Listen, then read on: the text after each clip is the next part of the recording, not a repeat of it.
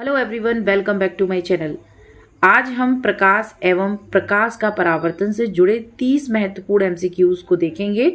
ये जो प्रश्न है ये सभी एग्जाम के लिए, चाहे वो यूपी टेट हो, सी टेट हो, सुपर टेट हो या फिर डीएलएड के एग्जाम हो, उन सभी के लिए महत्वपूर्ण प्रश्न है। जिसमें साइंस आती है उन सभी में इन प्रश्नों का बड़ा ही महत्व है। सबसे पहला प्रश्न है, प्रकाश की गति सबसे अधिक होती है तो जो प्रकाश है उसकी गति सबसे अधिक किस में होगी?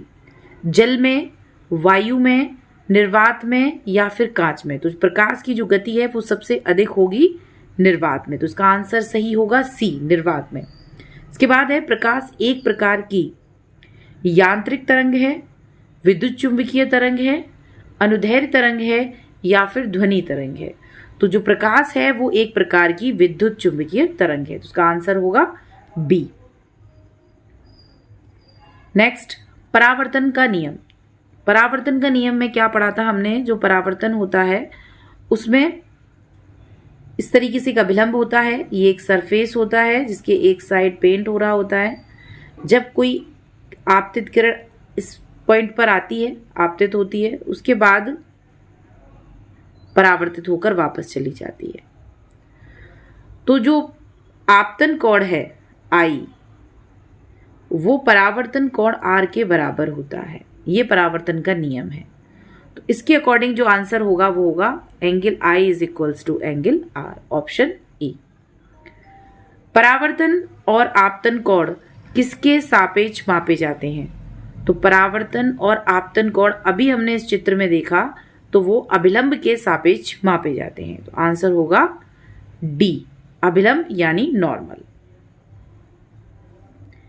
नेक्स्ट है, समतल दर्पण में प्रतिबिंब होता है वास्तविक और उल्टा, आभासी और सीधा, बड़ा और उल्टा, छोटा और सीधा। तो समतल दर्पण जो मिरर जिसमें हम अपने आप को देखते हैं, अपना प्रतिबिंब देखते हैं, तो उसमें हम अपना सीधा प्रतिबिंब देखते हैं और आभासी देखते हैं।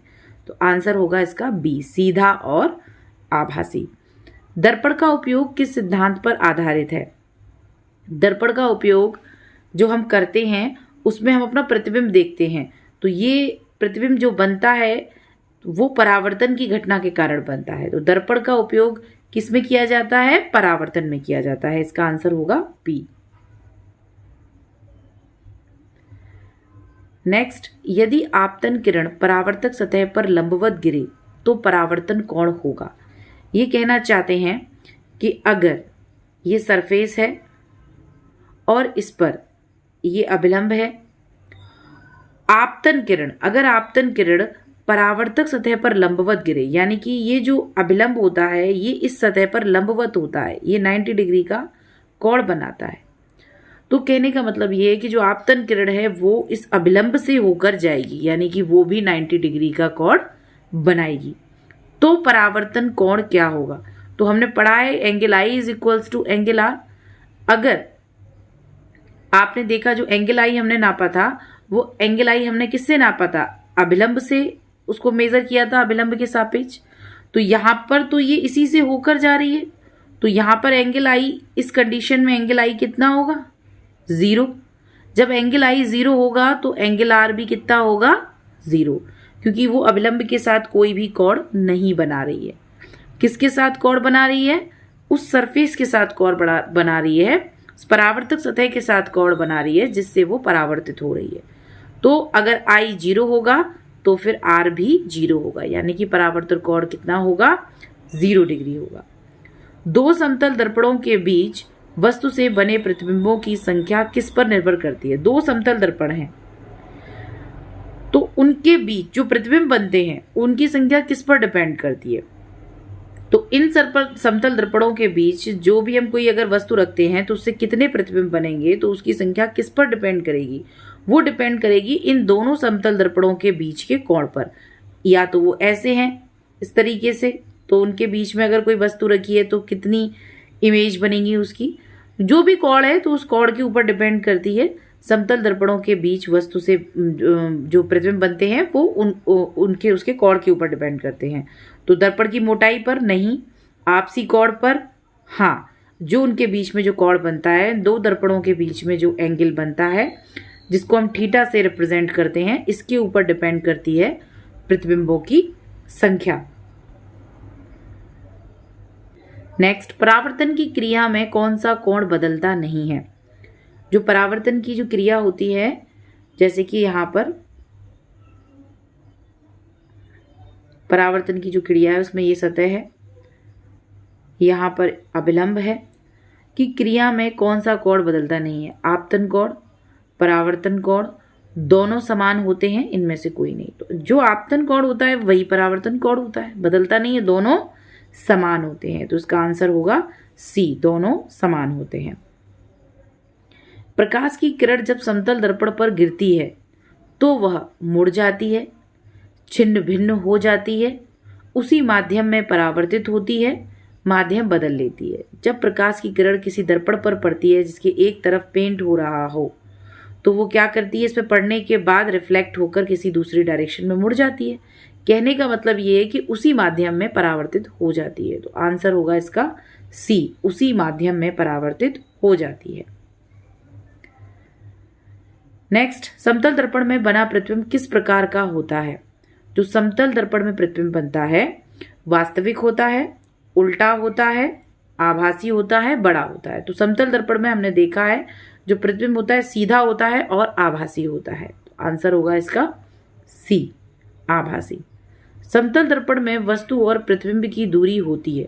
जो समतल दर्पण है उसके सामने जो वस्तु रखी होती है, तो जितनी दूर वस्तु दिखाई देती है उतनी ही दूर उसका प्रतिबिंब दिखाई देता है। तो इसका मतलब जो वो समान दूरी पर होते हैं। समतल दर्पण में वस्तु और प्रतिबिंब की दूरी होती है समान। नेक्स्ट, परावर्तन कोण आई और अपरावर्तित कोण आर होते हैं बराबर, असमान, कभी बराबर कभी नहीं, इनमें से कोई नहीं। तो अभी हमने पढ़ा है दोनों ही बराबर होते हैं। तो आंसर होगा इसमें ए, बराबर। जब प्रकाश किसी समतल सतह से परावर्तित होता है तो उसे कहते हैं नियमित परावर्तन। असमतल सतह से परावर्तित होता है तो उसे कहते हैं नियमित परावर्तन, अनियमित परावर्तन, अपवर्तन या प्रकीर्णन। तो असमतल यानी कि समतल का मतलब हो जाएगा प्लेन सरफेस, इस तरीके से सीधा, एक सीधा सरफेस, इसको कहेंगे समतल। बट अगर ये इस तरीके से है तो इसको बोलेंगे असमतल। तो असमतल तल पर जब आपतन होता है तो फिर जो परावर्तन होता है वो भी इर्रेगुलर होता है, तो फिर अनियमित परावर्तन होगा। इसका आंसर होगा बी, अनियमित परावर्तन। Answer B. परावर्तन के लिए आवश्यक है पारदर्शी सतह, ध्वनि, अपारदर्शी चमकदार सतह, कोई माध्यम नहीं। तो परावर्तन तभी होगा जब अपारदर्शी सतह होगी, दर्पण की एक तरफ कोई ना कोई पेंट कर रखा होगा, है ना, और उसके साथ साथ या फिर जो आपकी सतह है वो चमकदार होगी, तभी परावर्तन होगा। तो आंसर होगा इसमें सी, अपारदर्शी और चमकदार। समतल दर्पण में दाईं ओर की वस्तु प्रतिबिंब में दिखाई देती है, ऊपर, बाईं ओर, नीचे, दाईं ओर। तो समतल दर्पण में जो दाईं ओर की वस्तु है वो बाईं ओर दिखाई देती है और जो बाईं ओर की वस्तु है वो दाईं ओर दिखाई देती है। तो इस तरीके से यहाँ पर आंसर होगा दाईं ओर की वस्तु दिखाई देती है बाईं ओर, बी। दर्पण में प्रतिबिंब की प्रकृति क्या होती है? दर्पण में जो प्रतिबिंब बनता है वो सीधा बनता है और आभासी बनता है, उल्टा नहीं बनता है, बड़ा नहीं बनता है, छोटा नहीं बनता है, वास्तविक नहीं होता है।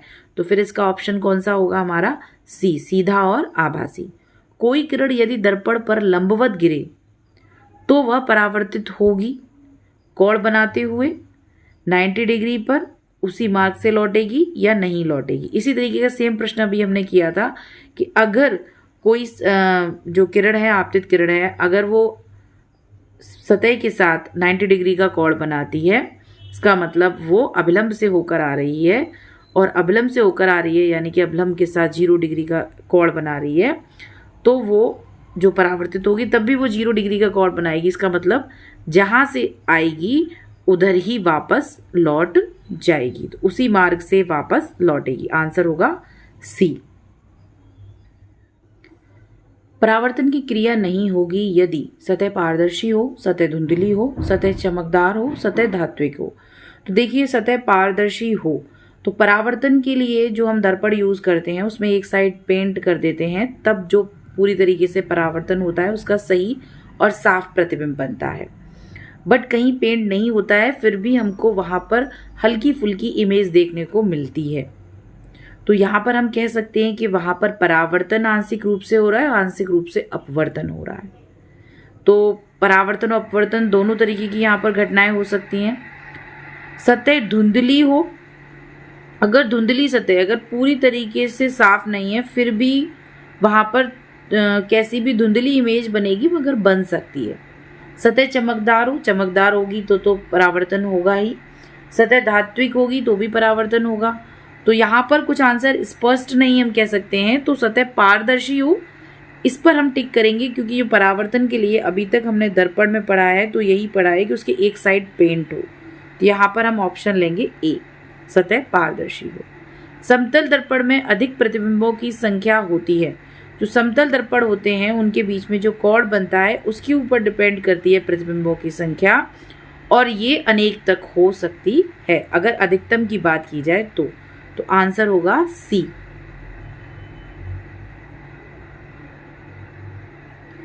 प्रकाश के परावर्तन में दिशा बदलती है। जी बिल्कुल, अगर हम देखें परावर्तन की घटना तो इस तरीके से ये हमारा मिरर है, दर्पण है, इसके साथ ये आपतन है, ये इस डायरेक्शन में आती है और परावर्तन के बाद दूसरी डायरेक्शन में वापस लौट जाती है। तो दिशा बदलती है। माध्यम बदलने से, सतह से टकराने पर, ताप से, ध्वनि से नहीं।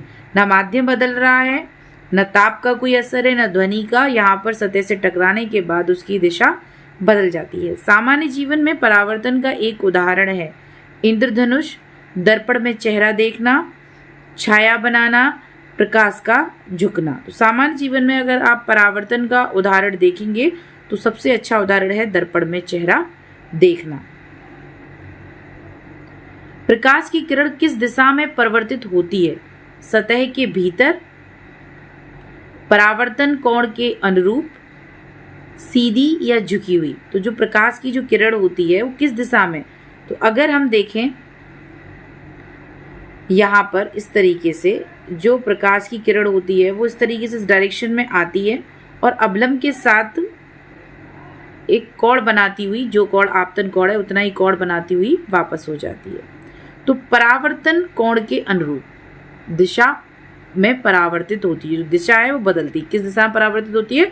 तो इसका आंसर होगा परावर्तन कोण के अनुरूप। कौन सा नियम परावर्तन को स्पष्ट करता है?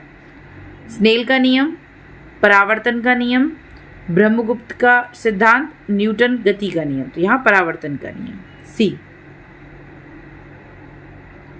परावर्तक सतह के लिए आवश्यक गुण है पारदर्शिता, धुंधलापन, चमक और समतलता, मोटाई।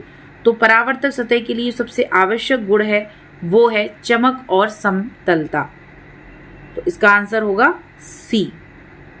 चमकदार सतह से प्रकाश की किरण अवशोषित होती है, परिवर्तित होती है, परावर्तित होती है, टकरा कर नष्ट हो जाती है। तो चमकदार सतह से जो प्रकाश की किरण है वो परावर्तित होती है। तो ऑप्शन होगा सी। दो समतल दर्पणों के बीच यदि कोण 60 डिग्री हो तो अधिकतम प्रतिबिंब बनेंगे। इसके लिए हमारे पास एक फॉर्मूला होता है 360 डिग्री अपॉन थीटा माइनस 1। इसमें थीटा है 60, तो 360 में हम 60 से डिवाइड देंगे, 0 से 0 गया और 6 6 36, और यहाँ पर 6 माइनस 1 करेंगे तो आएगा 5। क्या आया आंसर यहाँ पर? 5। तो कितनी प्रतिबिंब बनेंगे अधिकतम? 5, अगर समतल दर्पणों के बीच 60 डिग्री का कोण है। समतल दर्पणों में प्रतिबिंब का आकार होता है बड़ा, छोटा, समान, उल्टा। तो आकार समान दिखता है हमको।